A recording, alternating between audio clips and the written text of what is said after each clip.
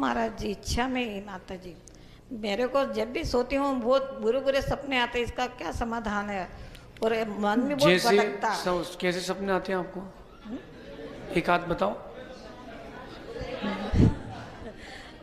मरे हुए को बहुत देखती हूँ, पुराने मरे हुए मुझको बहुत देखती हूँ, और मकान भटकते जाते हैं, भटकता जाता है। आपका तो नहीं भटकता है?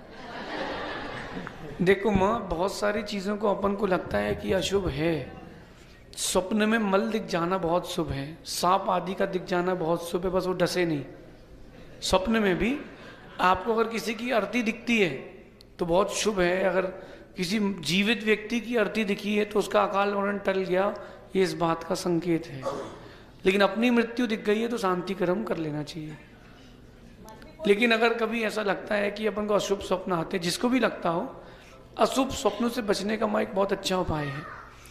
एक आगम में एक जाप लिखी है, अरिहंताणम नमः।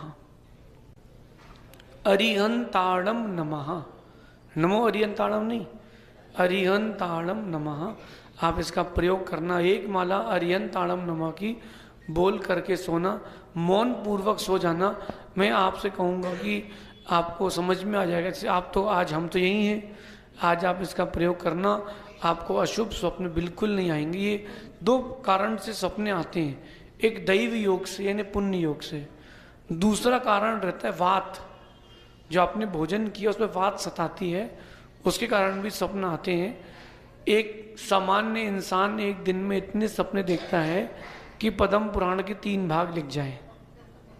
सामान्य मनुष्य इतने सपने देखता ही है, वो तो आखिरी के याद रहते हैं।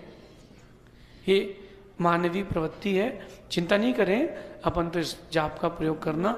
एक बात और है, जिस व्यक्ति को कभी लगता हो कि नींद में सपने, बुरे सपने आते हैं या नींद नहीं आती, तो क्या करे, वो अपने यहाँ से मस्तिष्क से अरहम नमा का ध्यान करे।